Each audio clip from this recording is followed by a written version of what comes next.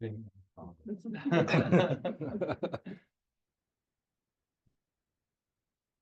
Yeah, so my name is Kenkō. And given that different Zen centers sort of have different traditions and different structures, I thought I'd say a little bit about myself in that context. So I'm not a teacher. I'm not authorized as a teacher, but I'm, given what Elisa mentioned about serving as Shuso, sort of having served as that head trainee position, also comes along with the empowerment to give Dharma talks, to guide small groups where it's not really specified how small is small. And in, which is one thing that I think is a little bit unusual at the Village Zendo, I'm also empowered to officiate certain kinds of services. So I know at many Zen centers that is sort of reserved to people who practice as priests, but at the Village Zendo, Enkyo decided that that would be a good practice for people to engage in, no matter if they're on the priest path or not. So that's why I checked in with Myosu-san earlier. Like, oh, you're doing service, so I'm just offering it. So just as a context for, I don't know, the parameters of why I'm sitting in the seat right now.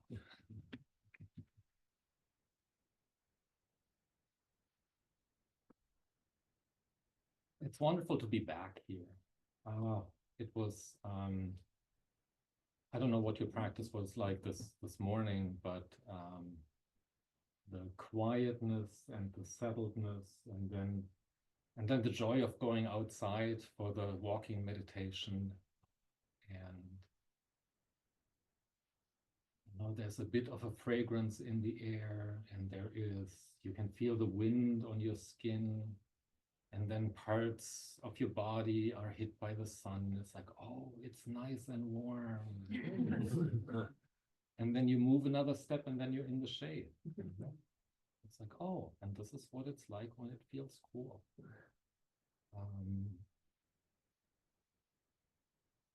You know, and then even though our focus is mostly internal, you know, it doesn't keep out what's showing up around us. So, you know, there's people talking, there's somebody coughing, there is, you know, a car driving over some kind of bump, which is sort of making two very noticeable sounds of going bump, bump.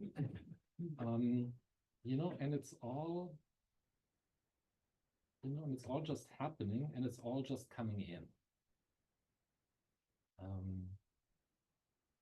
And then you may notice that there's a moment of sort of thinking, it's like, oh, you know, should they really be talking this loud, or shouldn't someone look at this bump that it doesn't make this loud sound, right? So we have, you know, thoughts and opinions.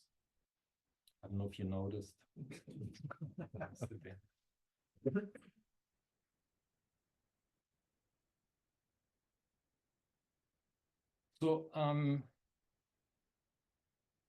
So not knowing.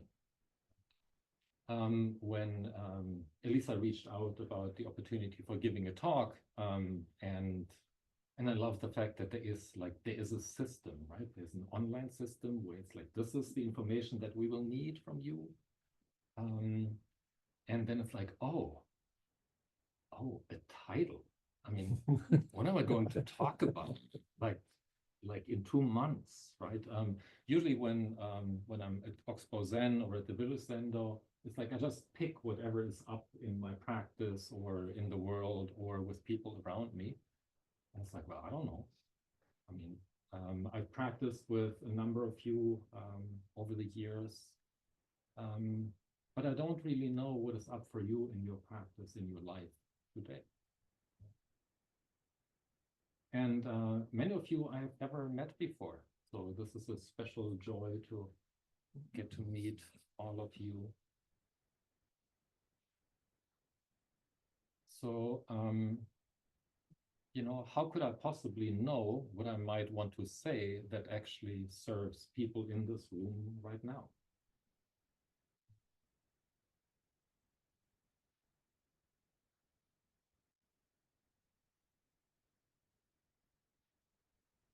And actually, it's actually maybe not that different from sitting down to zazen, when you sit down to zazen.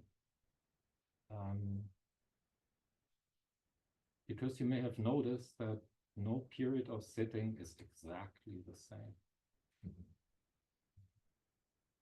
It's like, oh, I thought I was comfortable sitting for this long.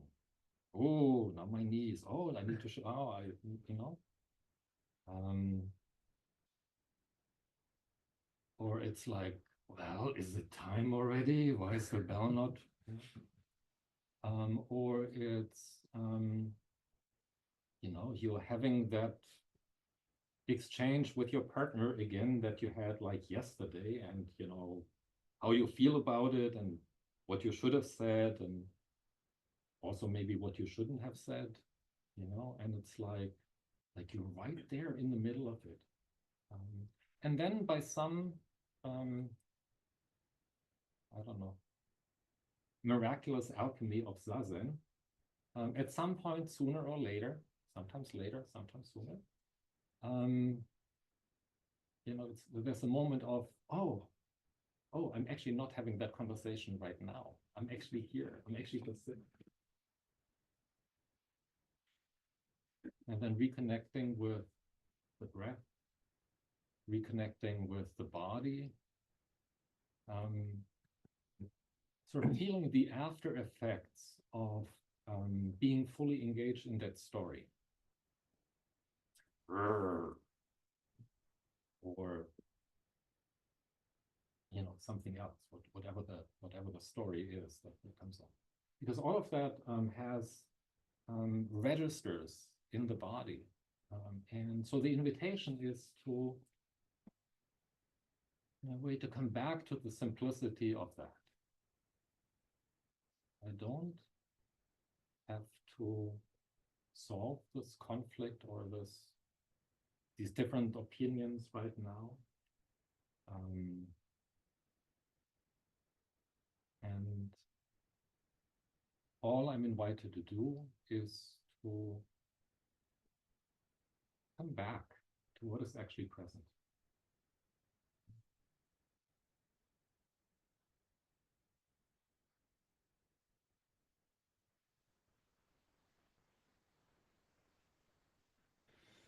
Actually, not that complicated. I mean, it's not easy, because you know, our minds, you know, we do get caught and we do disappear, and sometimes for longer and sometimes for not so long. There is, you know, the invitation to come back.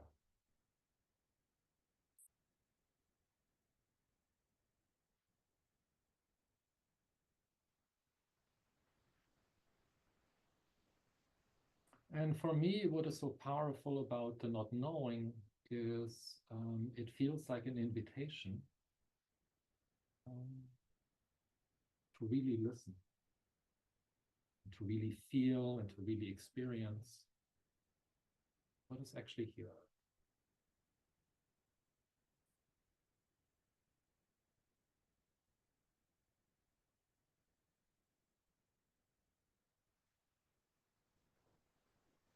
So the studies text for the Village Zendo right now is Instructions to the Cook, which is and what I love about it is it's not just one document that we're studying; it's actually three. So there is an old fascicle by Dogen that is about the instructions to the cook. Then there is also a book by Kosho Uchiyama, mid-20th century teacher in Japan. And then there's also a book by Bernie Glassman. And I love that it's all three of them, because there's different ways of connecting with each one of them.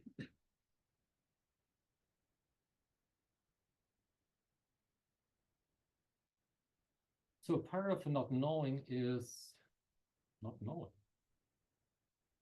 And then the next aspect is to bear witness. Bear witness what is actually present, what is actually here, what is awake and alive in this body, in this room, in these relationships.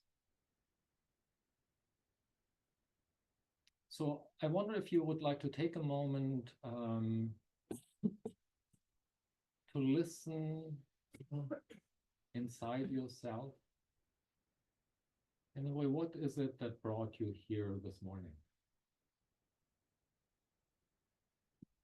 Is there some question that is up for you in your life?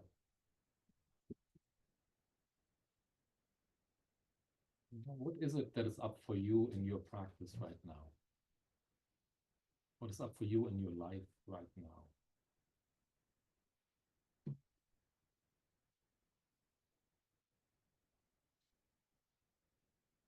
And then if some of you might be willing to do that, a way for me to bear witness to and learn about the ingredients in the room would be to just hear one or two or three of what is up for you, what brought you here. Anybody be willing to share that? What brought you here today? Community. Community.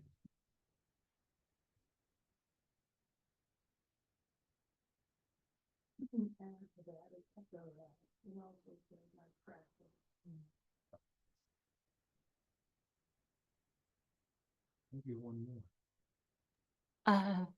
Gentle request to repeat for the benefit of the hard of hearing on Zoom. Thank you so much, Kenkō. Yes, so what we heard so far was community, and in addition to community, also for our own practice. Echoing that. Thank you. Thank you. Thank you.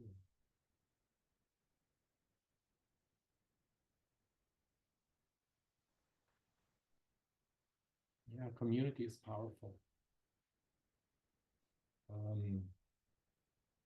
There are three treasures. There's the Buddha, the opportunity to wake up to what is actually here. There's the Dharma, the teachings. We don't have to figure it out all by ourselves. There are teachers, there are writings, even though in Zen it's all about no words, right? And then there are like piles and piles of koans and commentaries on the commentaries and poems on the commentaries and footnotes on the poem.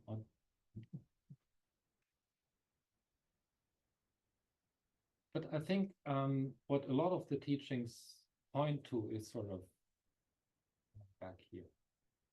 Invitations to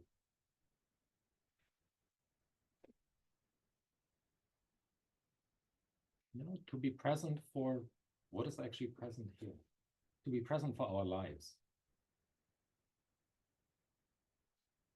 And then last and not least, the Sangha, the community.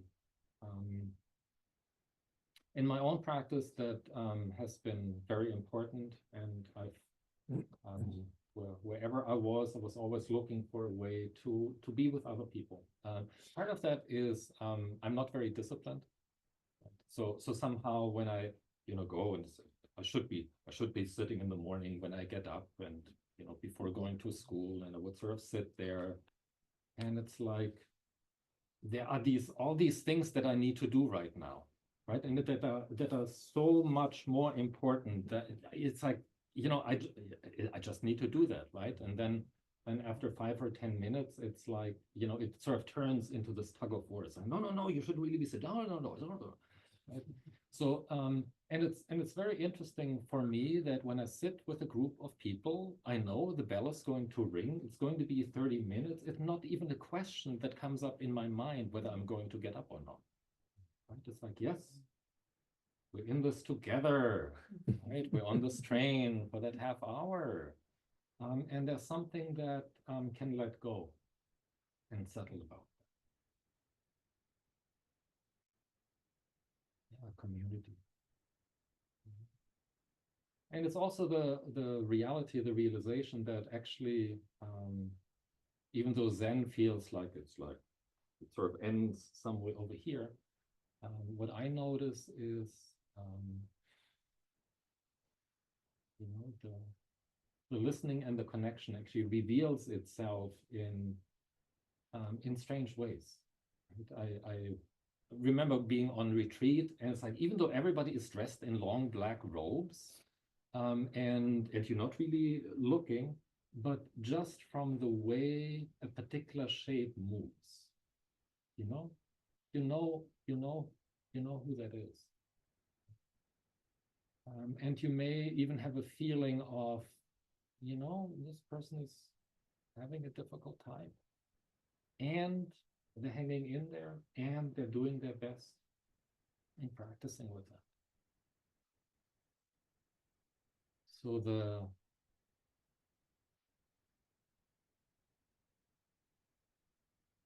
strangely enough, the turning the light inward and growing quiet and still actually opens up all of this in a way that feels intimate.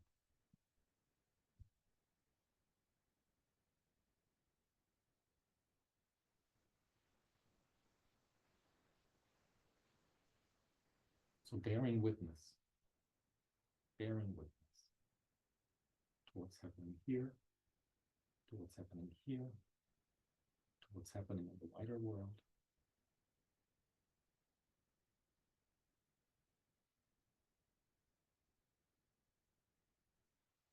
So as Elisa mentioned, I recently retired from a job as a teaching mathematics and mathematics education, doing a lot of teacher preparation. And one little job, sort of a part-time job that I continue is I'm involved with a National Science Foundation grant, which provides scholarships for students who want to become teachers in high school in STEM fields. So science, biology, mathematics, any of those. And who commit themselves to teaching in a high-need district for a certain amount of time in relation to their scholarships. So it's beautiful work. It's work that don't tell anybody, but I would be doing if I wasn't getting a little stipend for it. And in the transition to retiring, I also noticed that it's a little bit like I can be as busy with that as I want to, or as little as I need to. And part of it is also the community, staying connected with my colleagues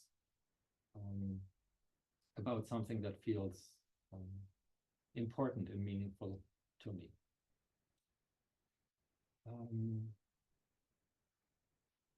And then, noticing that I have all kinds of assumptions about life and the world that I'm not even aware are actually assumptions. Right? Like, well, when you have a National Science Foundation grant, the money is going to be there.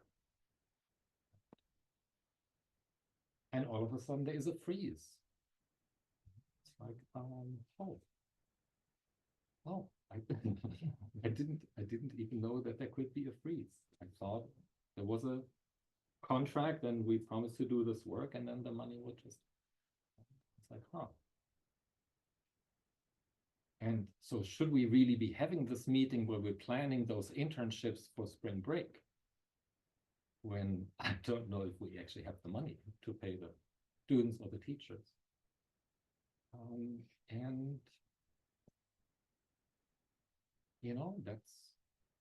And that's the place for practice, right? This is the place where I can go off into my angry rants and shaking my fists.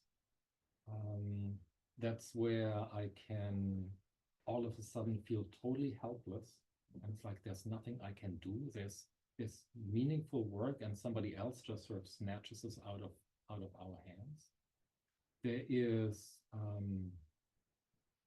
the fear for, well, this is just this one little nugget thing that I just happen to be connected with, but this is not the only thing that is happening in very major ways right now. So what else is going to happen?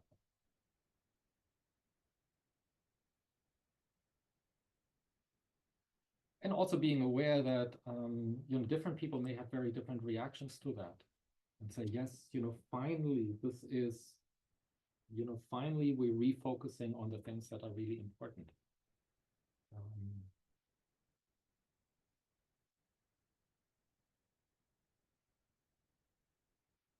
You know, not knowing.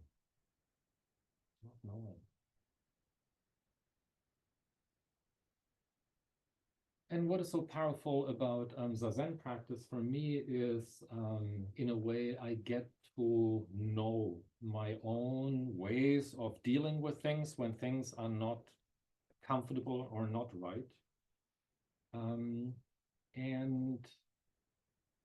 don't know, I think I may have shared that with some of you in the past. I remember being on retreat like for a week, and usually the second or the third day is when, you know, my body just starts like screaming. I'm like totally uncomfortable. And the interesting way is it manifests not just as a bodily thing, it also sort of shows up as a mental thing. So I was, you know, having this, you know, really angry kind of, I don't know, conversation with, I don't know, those in charge of the retreat, whoever they were, about, you know, it's like, oh, you know, I forget now what it was, but it was like, you know, it starts too early, or the sitting periods are too long, or there's not enough breaks, or there's, you know, whatever this mind thought the real way would be, that would somehow alleviate the pain that I was in that moment. And it sort of culminated in the, you know, I'm just going to get up, you know, in the middle of the sit, you know, go outside, get in my car and leave. You know? And then the voice said, that's going to show them. You know?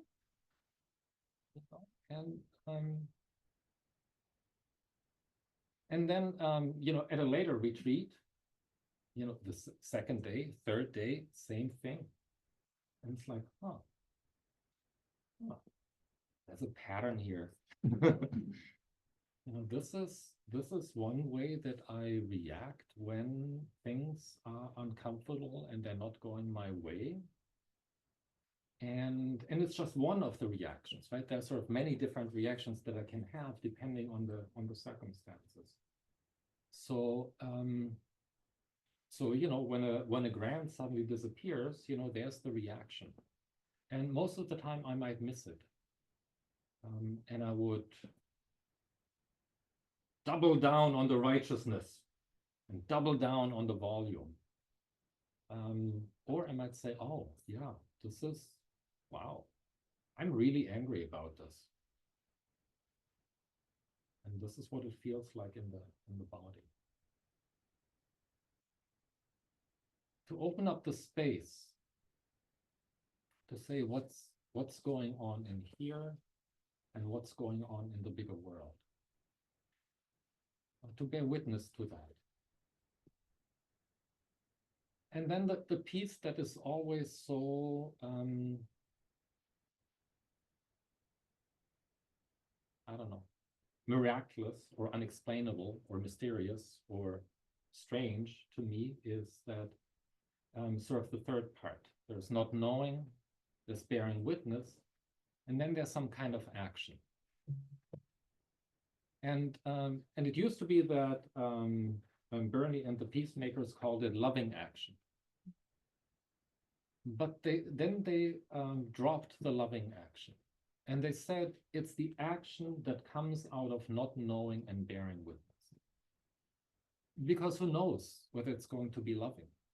Maybe the action that needs to happen is I need to pick up a sign, I need to meet with community, I need to go out into the street, and I need to say no.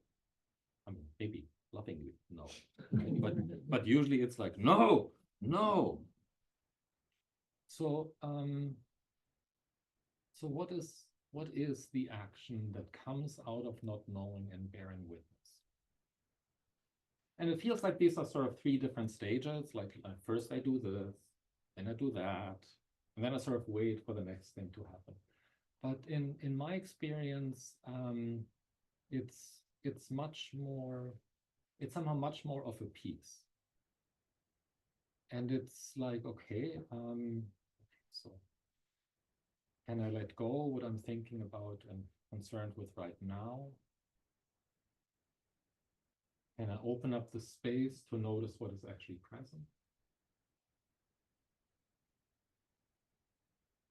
And be open to see what needs to happen.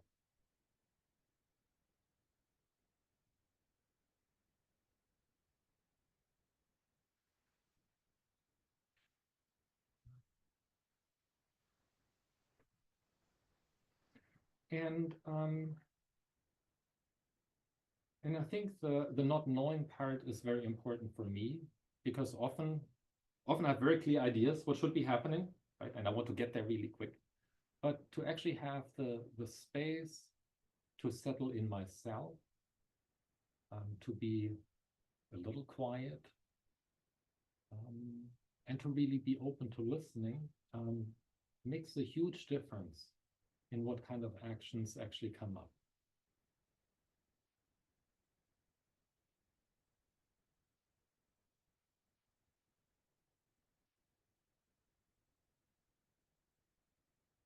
So I think this is all I wanted to say for today. I'm noticing in terms of, I'm noticing my legs sort of says, it's like, oh, we've been sitting for a while. And I imagine that something similar may be true for you. So I thought we could open it up for questions, comments, testimonials, objections, you know, to bring into this room really all the ingredients that are in it.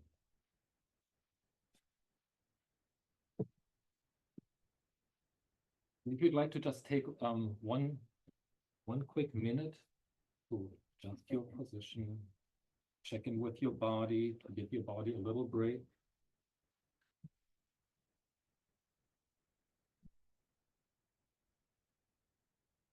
All right. And then we can open it up. And I will try to make sure that our online friends, maybe I have to revoice what it is that you say, or more, maybe there's also a way for you to speak up so that we can have the whole community. Let me jump in. Thank you, Joy. So I had to start laughing at the end because I was thinking about, when you're talking about the Buddha, Dharma, and Sangha, and the sitting and the difficulty in getting going. I've been using Duolingo for like, I have a 200-something days streak going on right now. And every day we get a little reminder, it's like, do you have 3 minutes to practice your streak? And it seems like it's that little push, it's that carrot. I don't want to lose that streak.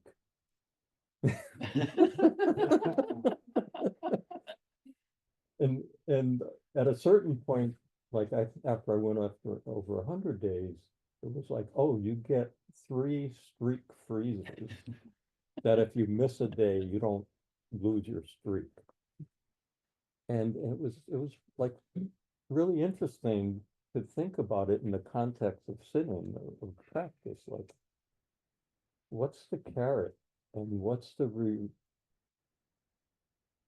I guess everyone has to answer the question of what the reward is. I mean, I've seen it in myself over the years, talking about reactions and how I would be in the past versus how I believe I've become a little bit now. There's still always some of the past that's there, but it's like Duolingo. Yeah, it's like Duolingo. So can I just for our online friends, so Joey mentioned the structure of what brings us to the cushion in the context of Duolingo sort of has these little daily reminders, right? So what could be a little daily reminder of, I don't know, Zenolingo? It pings you once a day and saying, well, do you have 3 minutes to just sit and breathe?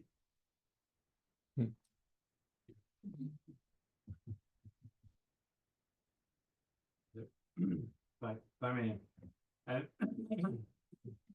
talk about community and practice. I think therein lies the beauty of Zen, is that it's not hard. You don't have to look very far to get those reminders of why this practice is important, and especially as a spiritual practice. I mean, have many times a day all kinds of different reminders of that's like Zenolingo, and just to, and that was the great lesson I heard in your talk today, is that to listen to that and to pause and come back, that invitation to come back to the present,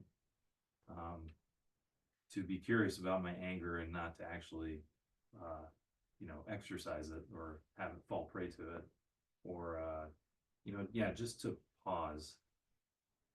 Just to pause for a moment and sort of ask the question and be curious is very powerful. So, and always learning is that was my thing earlier. The learning part of this is it's always changing, always keeps things interesting. But anyway, it's a very good lesson. Yeah. Thank you. So it sounds like you have the answer for Joey. It's like actually if the Duolingo is going on every day, if we're aware that this is what it is, it's like this Duolingo going, do you have a minute to breathe? And like you say, to see that as an invitation, and to not beat ourselves up if we miss it. Right? Thank you. I just wanted to point out, for those of you who haven't experienced it, Duolingo is a language learning app, and that's why you get all these pings. And I experienced that myself a couple of years ago. And it was very interesting. And also, they don't let you go if you really stop. They keep reminding you. So I lost my streak, about the time I didn't need it anymore. But life is like that. That's what I wanted to say. Yeah. Mm-hmm. Yeah. It's so. I mean, both sides are so interesting, right? I also noticed, like, this is with the Duolingo, right? It's completely in my head, right? There's actually nothing that is special about having a particular kind of streak, right? If I look at it objectively, but there's something that feels like, oh, I cannot lose that, right? And it goes along with 3 minutes, and to in terms of Zen practice, do I have 20 seconds before I fly off my handle? Probably do. I mean, most of the time.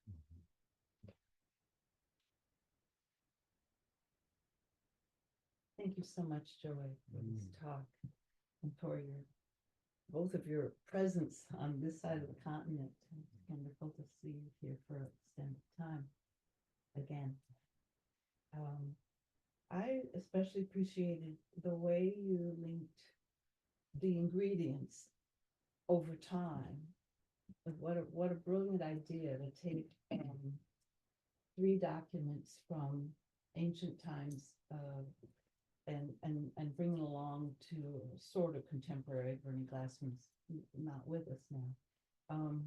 As we do get to share sometimes with Bill, so that the experience of eating, cooking and having ingredients that we share in community. So that was a lovely metaphor.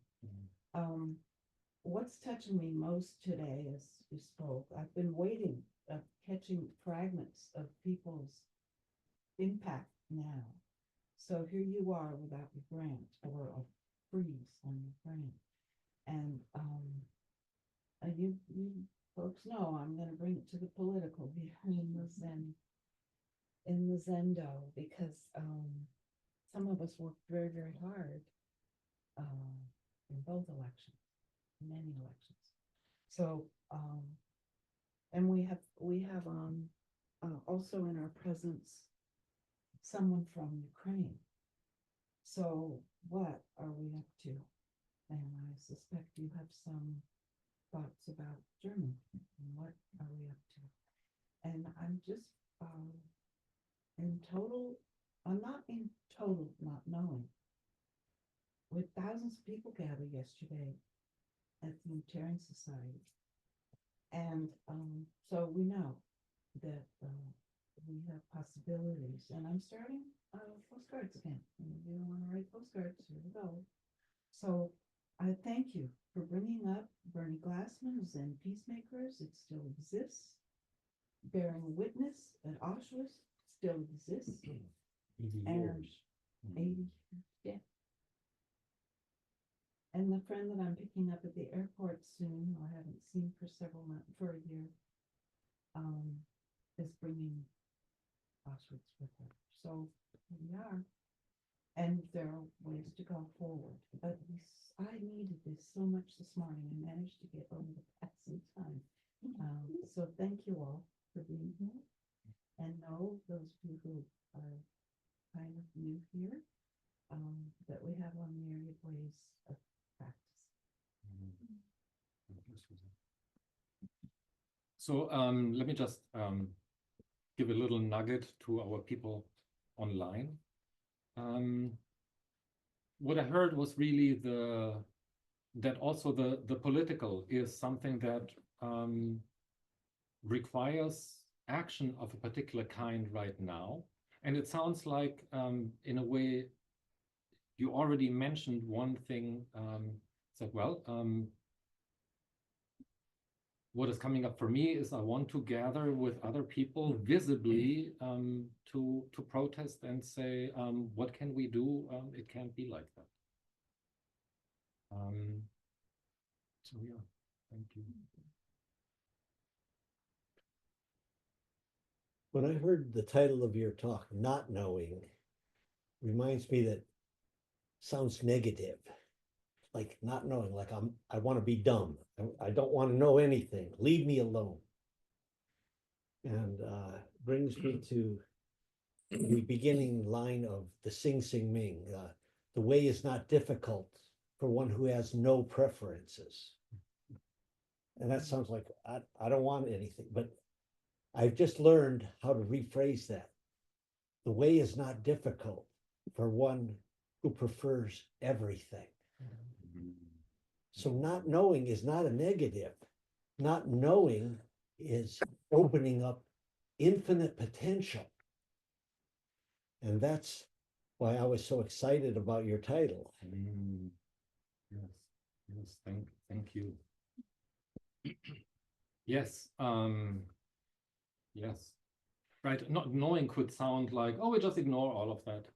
Like, oh, I'm just going to sit here and breathe quietly and just be at peace. It's all about peace. I just visualize a beach I'm sitting on, right? That's not it. You know, right? well, my English buddies are, hey, we're past 2C. It's too late to save the earth. Everything's gone bad. So let's just drink it down and have a party. Of course, the Buddha said the world has always been on fire. And who am I to argue with the Buddha? So, Well, yeah. I think you're absolutely right. The not knowing for me is an invitation to, to be in touch with the fullness.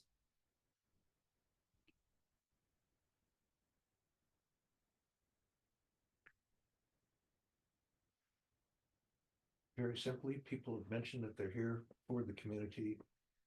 In a slightly different twist, I'm here to utilize the community. And how I'm utilizing the community is to learn how to sit, learn how to meditate. Why you need to have 15 people in a room thinking about nothing simultaneously makes it easier to meditate is one of those miracles, but it is the truth, so I'm reorganized myself from a Sangha I was in several years ago, relearning the art of sitting so that I can do it by myself without the other 25 people being. Yeah. It was interesting for me during the pandemic, how powerful the Zoom can be for me in that respect. It's different, it has a different energy from being in person with people. And at Oxbow Zen, we made a conscious decision that we put our focus on sitting together in person because we're a small group, and this requires one other person to maintain that, to sort of shepherd that, to make sure that whatever is said here is also communicated here. So it's not easy, but there is something for myself that also falls away when I turn on the camera and I know that I'm sitting. And for me personally, being in person is just has its own very powerful. So thank you.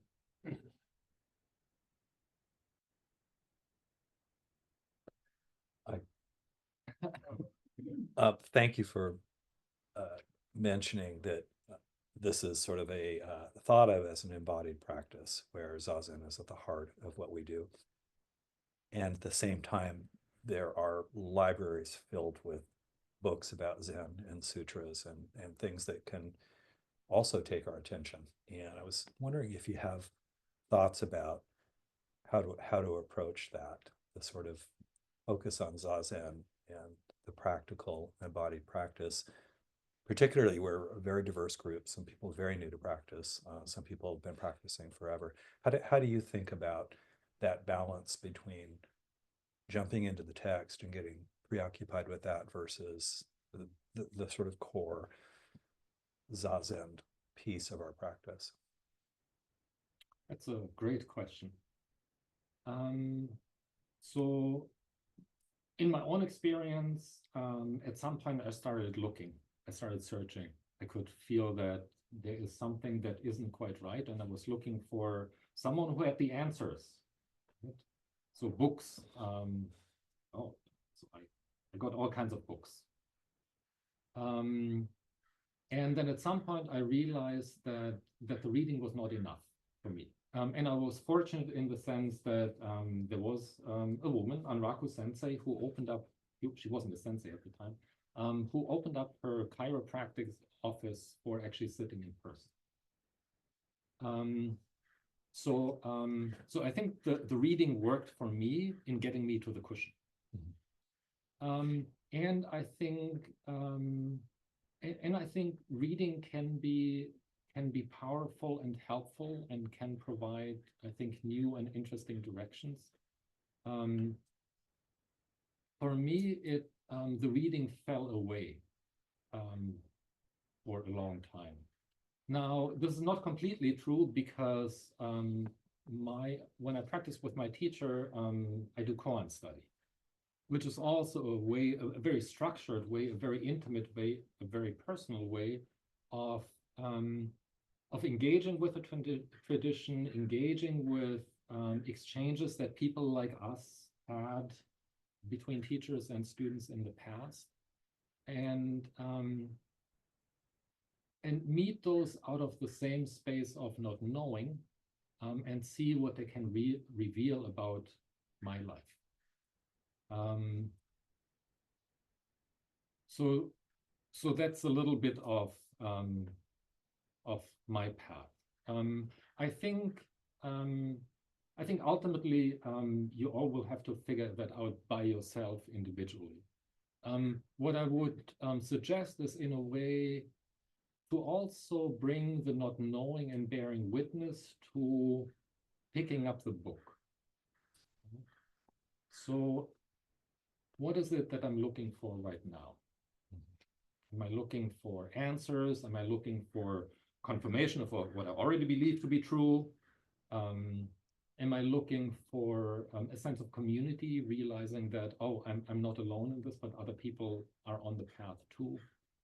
Is this to encourage my own practice? Is this so in a way, what is the motivation and the energy behind it?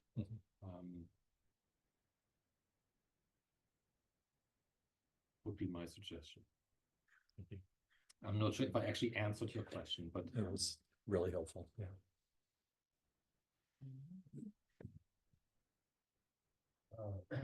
I'm relatively new to Zen, and I'm involved with other practices and disciplines. But the beauty of Zen for me it's just a reset into bedrock reality. It's so easy to get such a high altitude that the air is a little thin if you get too high.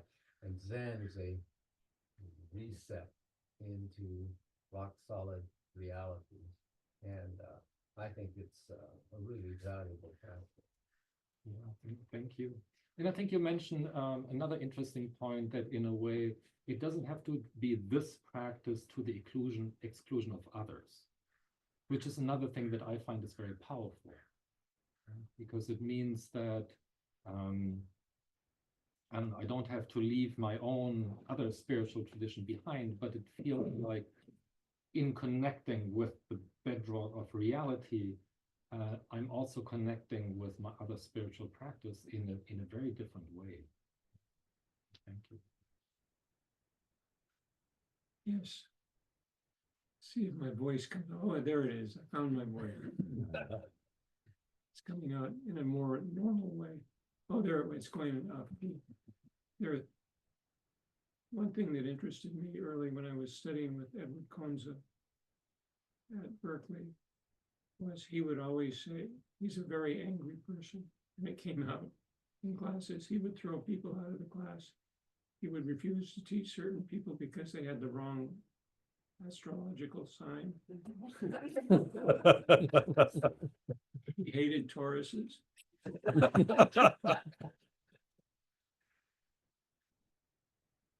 In one of his lectures, he said there are three, well, this is actually in the text, in the sutra text. There are three personality types, just as a kind of model, not necessarily three, but greed, hate, and delusion. And each one of those categories has an appropriate practice attached to it.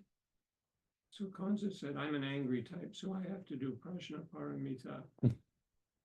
I have to do wisdom. Other people are greed types. They need to do, what's the greed? Probably generosity. Generosity, yeah, good point. And then finally, compassion for those people who, I forget the connections, but anyway, three types. So I'm kind of the reverse of you. I started out with a Zen practice with Enkyo Roshi in Japan. Then I got into graduate studies, and I don't have time for sitting anymore.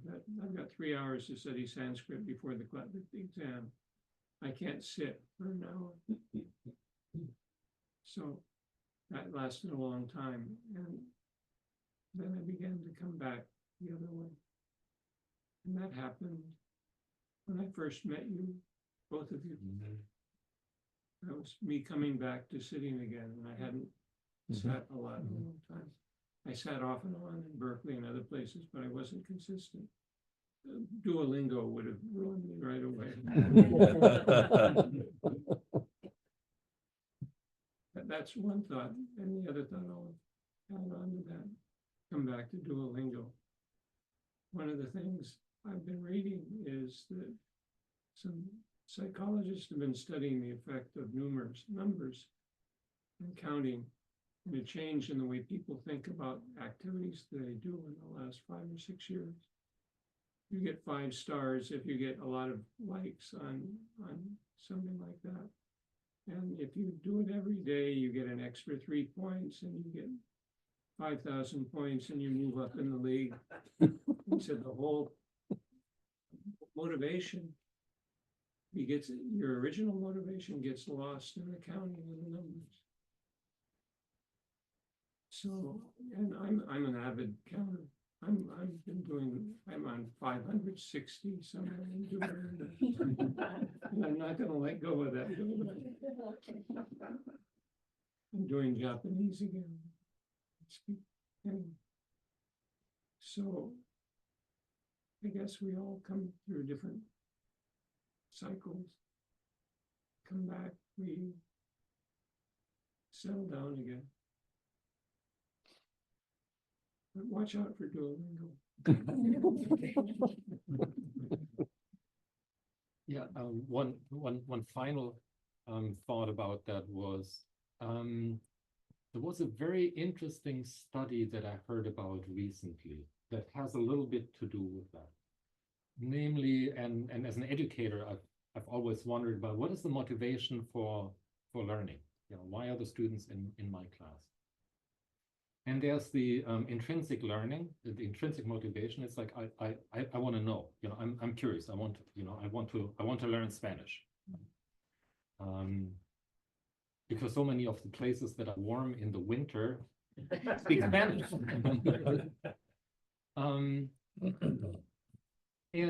But what it mentioned was that people who come to a particular kind of activity because of an intrinsic motivation, when you add extrinsic motivation into that mix, the intrinsic motivation goes away.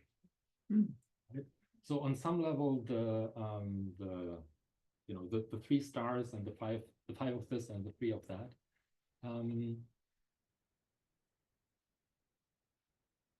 it works, but to watch out for, am I still doing it for my own intrinsic motivation? And I think the piece that they also mentioned is like, for example, oh yes, you practice the piano, right? Now have a cookie, right? So it feels like, yes, I want to encourage that, but actually the cookie may take away the intrinsic motivation of enjoying just playing the piano. So thank you for that caution.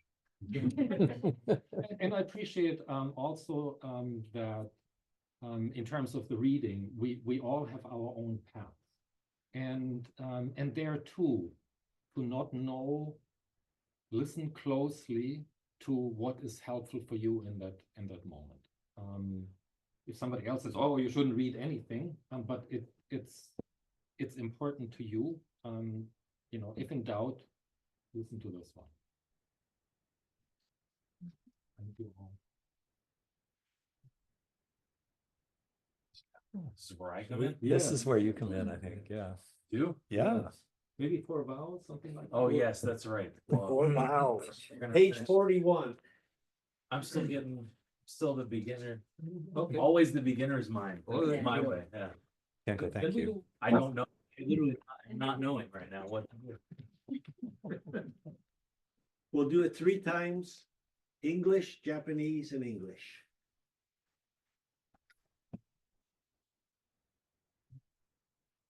Sentient beings are numberless.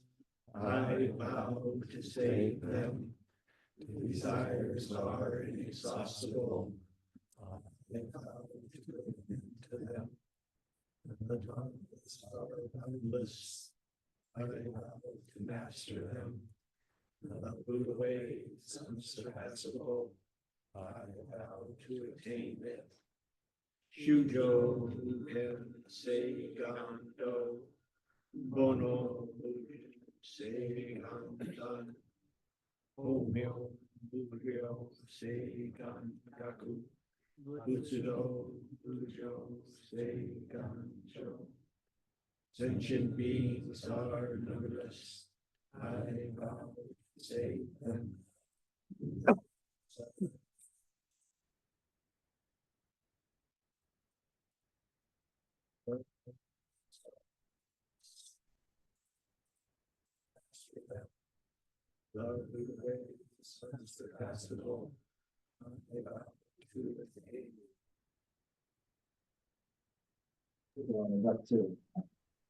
Bowing deeply, thank you, Kenkō-san.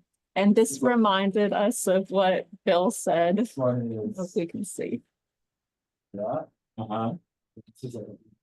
Thank you. Thank you. Peace out. Do we do 3 bows or what? That's it. But that's all, folks. But announcements, I think, are appropriate at this point.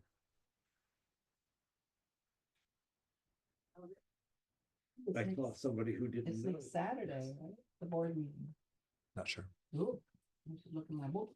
Anyway, it's on our Website. newsletter and the website, the board meetings, and It's next weekend, I believe, anyone who wants to join us online.